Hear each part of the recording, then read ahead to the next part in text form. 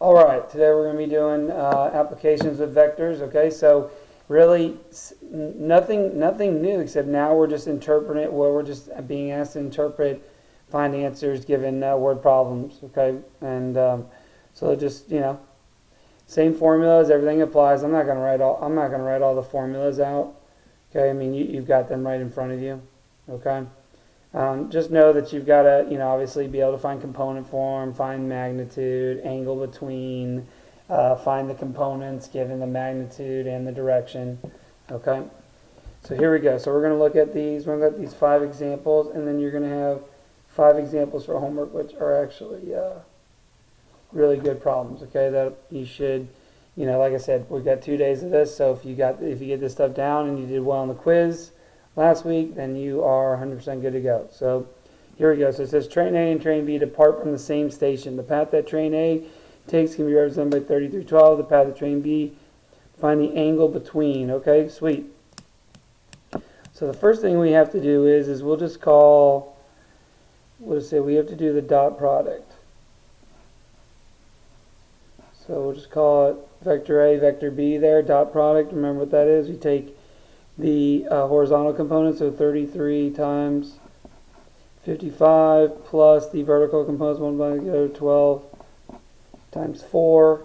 Okay, and so when you do that, you get 1863. Okay, again, guys, calculator. Okay, make sure you have access to a calculator. All right, next thing we want to do is we want to find the magnitude of A.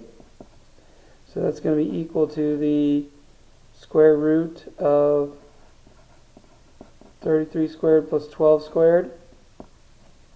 Okay, and let's see, what does that give us?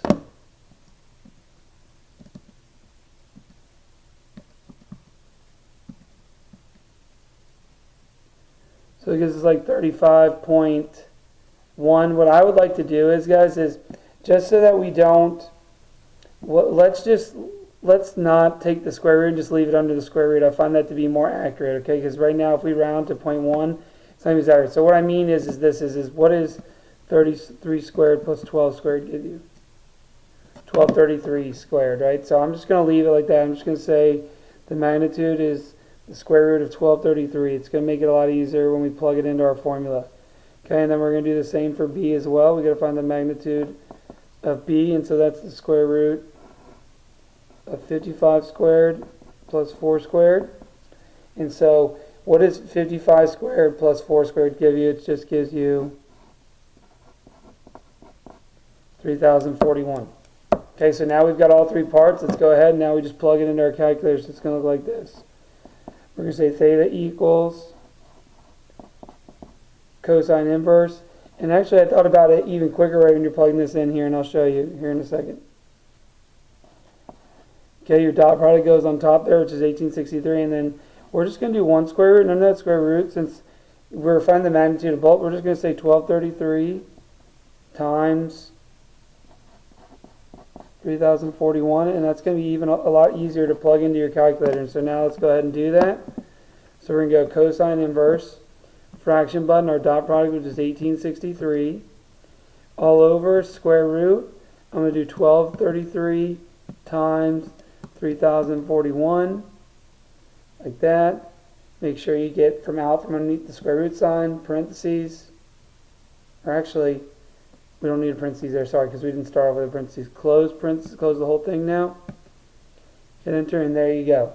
So you end up getting it to be 15, let's round to the tenths, so we're going to say 15.8 degrees.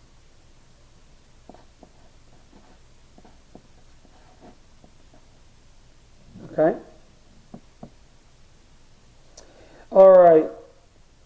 Example 2, it says an airplane is flying at a direction of 115 miles per hour at 115 degrees at 530 miles an hour.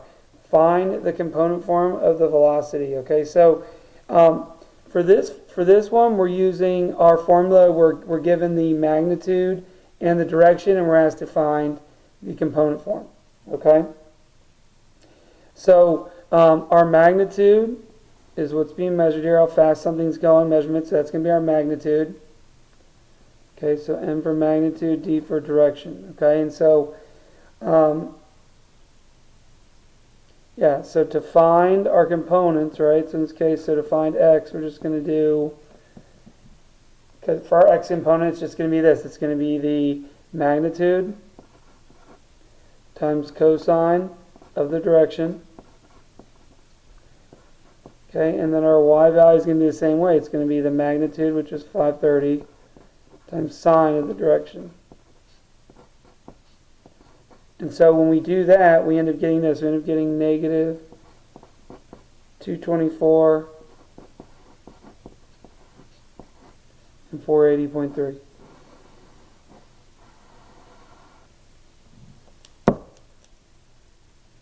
Okay, and so that makes sense, because if it's flying in a direction of 115 degrees, that's quadrant 2, right? So what should our components be in quadrant 2? Negative horizontal, positive vertical. Okay. All right.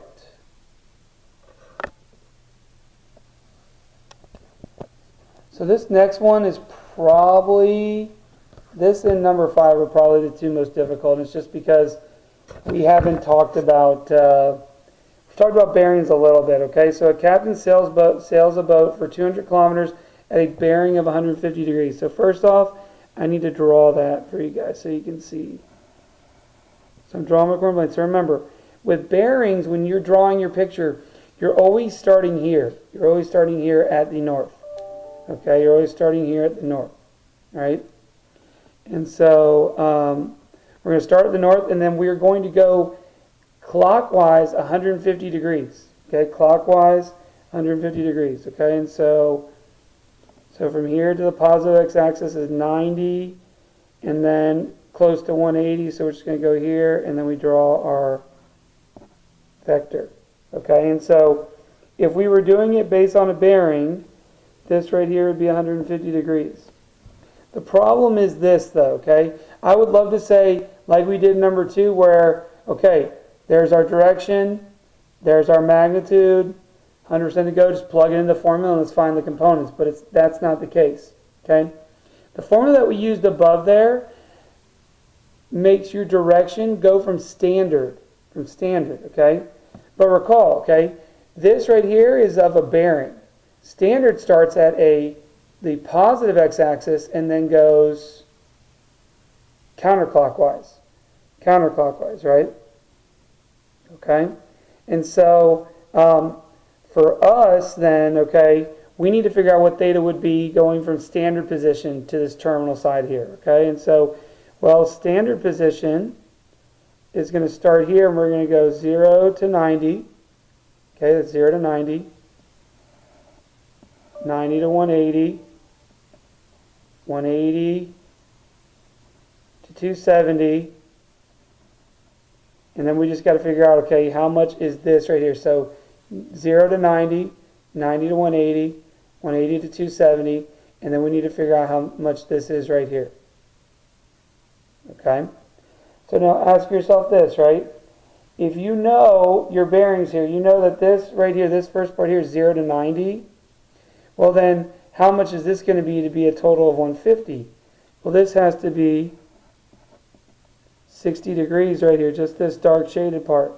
So then therefore, then this has to be 30 degrees down there because we know then that that one quadrant makes up 90 degrees. So then what would it be? What would theta be equal to in standard position? 90, 180, 270, 300.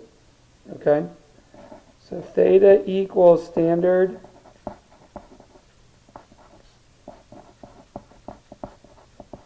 position, which equals 300 degrees. So now that I have that, we're just going to do the same thing we did in number 2.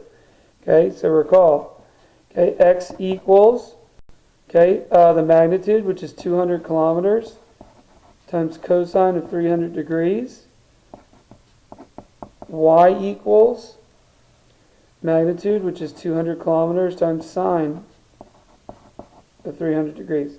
So guys, whenever you have a bearing or a directional vector, which we'll talk about here in a second, you have to find the standard position angle. That's how the formula works. I wish there was a formula for when it was a bearing or standard directional vector, but in this case, there's just not. Okay, and so then what is our components going to be? 200 cosine of 300 degrees, I already have it. I have 100 here, I get 100. And then y, when y equals 200 sine 300 degrees, that's going to give you a negative 173.2. Okay?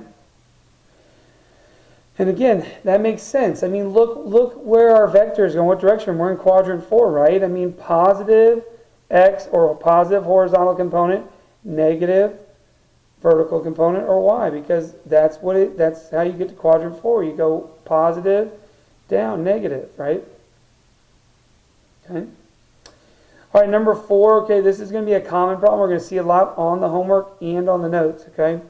It says the path of a submarine can be described by the vector v83. If the submarine then changes direction and travels along the vector u equals 2, 5, how far is the submarine?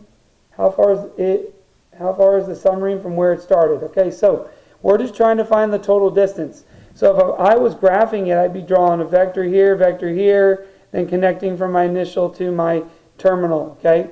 But now we can make it a lot easier, okay? So our resultant is what we'll call vector r, right? Is the total distance traveled. And so to do that, all we're going to do is we're going to take vector v plus vector u, right? Because we're trying to find that total distance. Okay, and so that is going to look like this. That is going to be vector v, which is 8, 3, plus, okay, vector u, which is 2, 5. And so then that means then that the components of my resultant are going to be this. What's 8 plus 2, which is 10, 5 plus 3, which is 8. So that means then the components of the resultant are 10, 8. Now, what is the distance traveled though? So when we talk about distance, then we must find magnitude here. And so the magnitude of vector r is going to be this. It's just the square root of 10 squared plus 8 squared, which ends up equaling the square root of 164, okay, which this time we do want to approximate because we're real world problem here trying to figure out, and we're just going to say it ends up being 12.8. I didn't give you any units, so I just do 12.8 units.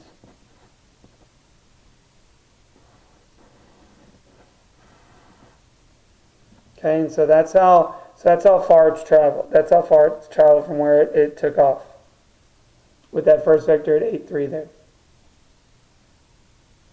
Okay?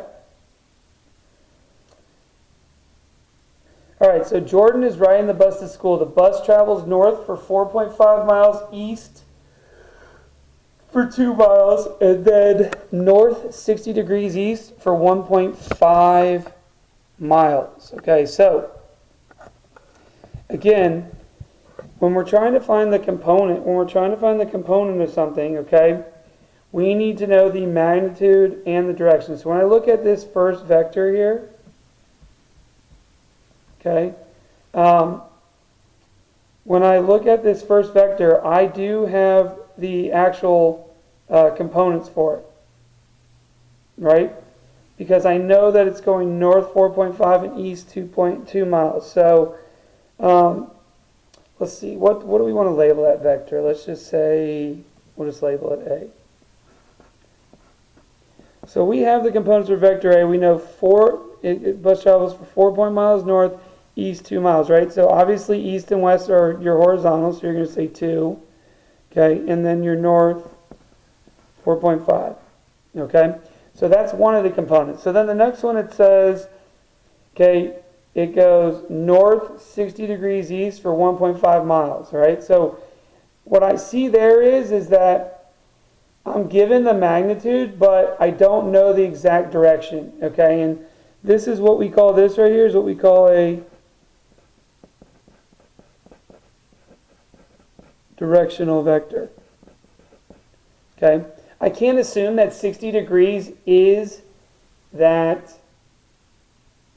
I can't assume that 60 degrees is my actual direction for this second vector, because again, a directional vector is not going to start, okay, is not going to start at a, okay, is not going to start at the standard position, okay? And so what we have to do then is we're going to draw a little picture here. So we don't know what B is yet. Okay, we're going to go ahead, we're going to draw a little picture here, okay? And we're going to do our directional vector. So remember how I told you guys how to write this when we were doing directions with geometric, okay? So when it says north, 60 degrees east, you are starting at north here, and you are going 60 degrees. And then drawing your vector. Okay? But now here's the problem again, right? We are going to need, because it looks like for the second vector here, they're trying to give me direction and they're trying to give me magnitude, which we did in steps 3 and questions 3 and 1 or 2. We were given the direction and the magnitude, and it was easy to do the formula, right? Well, not really in 3 we had to find the direction based on standard form. So I'm doing the exact same thing here. Remember though, standard form starts from this positive x-axis here, right? So then what is that going to measure? What is theta measured in standard form? Well, it has to be 30 degrees. It has to be 30 degrees because we went to the vector starting from standard position on the positive x-axis. Okay, from the positive x-axis. Okay? And so what that means then is that now we actually have the magnitude and we have the direction. Okay? So to find the components for vector B, it's going to look like this. We're going to do, okay, the magnitude, which is 1.5 times cosine of now our direction in standard position, because remember the formula is based in standard position, okay, comma 1.5 sine theta in standard position, okay. And now we're going to plug that into our calculator, and when we plug that into our calculator, we will then get the components for B, which I rounded to the tenths. And so when I did that, I ended up getting for 1.5 cosine 30 degrees, I got 1.3. And then 1.5 sine 30 degrees, I got 0.75. Again, guys, I had to get the components for both because to find the resultant, to find how far the bus has gone, we must add the components of vector A and B together. So then my next step is this, right? I'm trying to do A plus B, right? Which that is going to be this. It's going to be 2 plus 1.3 because those are your two horizontal components. Okay, and then 4.5 plus 0.75. Okay, and so all at once is the component form of our resultant, which is just adding those together. And so it's your final answer is just going to be 3.3 and then 5.25.